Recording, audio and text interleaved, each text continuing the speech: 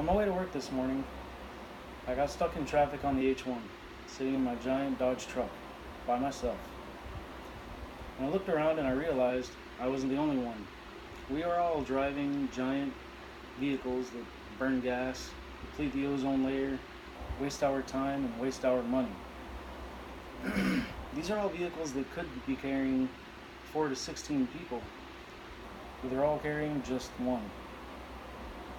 And then I asked myself, what if we were all riding motorcycles?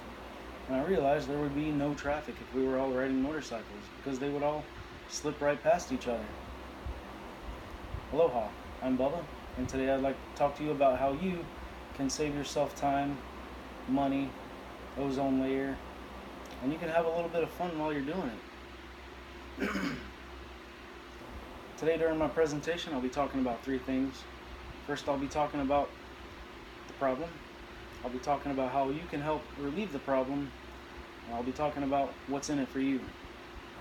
So first of all, is there even a problem, or is Bubba making it up? Well, no.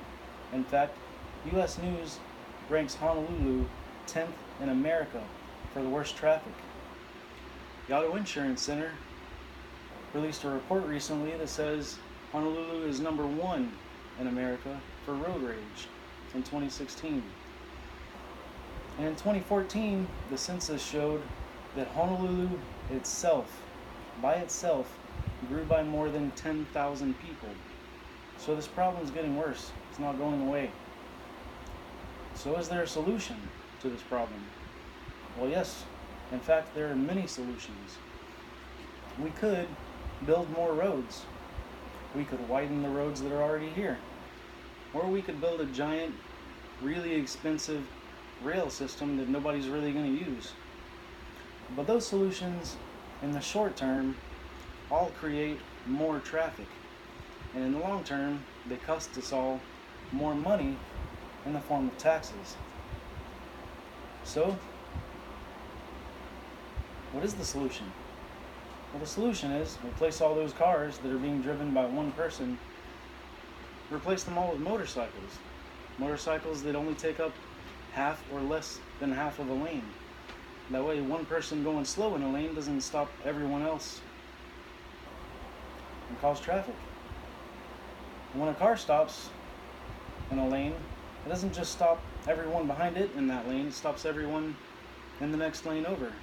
I really couldn't tell you why that happens, but that's how it works. So, there's a solution, there's a problem. Now how do we implement the solution? Well, first of all, you've got to convince yourself that motorcycles are a viable form of transportation. Second, you've got to go get yourself a motorcycle. Third, you've got to ride it to work. You've got to use it for your commuter transportation. That by itself would help relieve our traffic issue. Now, let's talk about what's in it for you. Well, first of all, motorcycles do in fact burn less gas. I've got a $25,000 truck that burns 9 miles per gallon. 9 miles per gallon, $25,000. I also bought a motorcycle for less than $3,000. I get 60 miles per gallon with that motorcycle. So yes, motorcycles do in fact burn less gas. And the fact that they burn less gas means that's more money in your pocket. Pretty simple. Motorcycles also cause less pollution. In fact, Mythbusters did an entire episode pitting cars against motorcycles to see which one produces more pollution. And they found that in fact, motorcycles do produce less pollution. That means cleaner air for you and your children to breathe. Motorcycles also cause less traffic. Like I've said, motorcycles easily slip past each other in the same lane. When I'm driving my truck to work, it costs 30 minutes for me to get home, for me to get to work. That's an hour a day. But on my motorcycle, it only takes me 15 minutes to get from home to work. That's time that I could be playing on my phone. That's time you could be playing on your phone. Besides that, motorcycles are just more fun, and they're also easier on your wallet. But you say, hey, Bubba, you're making motorcycles sound like a bowl of ice cream on a hot day. Well, yeah, I think they are a bowl of ice cream on a hot day. But there are a few downsides. First of all, to own a motorcycle, you also have to have protective equipment, helmets and gloves, and good shoes. You can't wear your stiletto heels on your way to work if you're riding a motorcycle. You just put them in your backpack and then change when you get to work. Also, you might get rained on. To me, that's not really a bad thing. I feel like it's just a free shower. And finally, you might not want to ride a motorcycle if you're carrying a child, either in your belly or in a car seat. Motorcycles are just a bad idea in that situation. So, we've got a problem, we've got a solution, and we've got what's in it for you.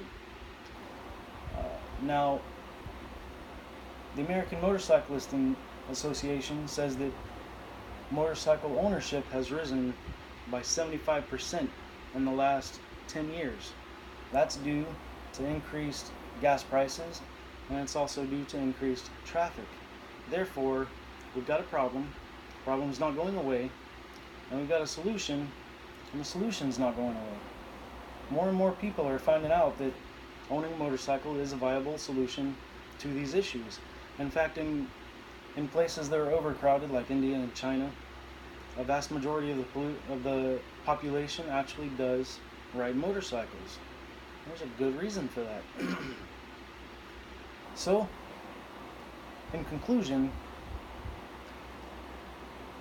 I've talked about Hawaii's problem, Hawaii's traffic problem. I've talked about how you can help relieve that problem, and I've talked about what's in it for you. Now, all I'm asking of you is to go home tonight and honestly evaluate the pros and cons for owning a motorcycle for yourself.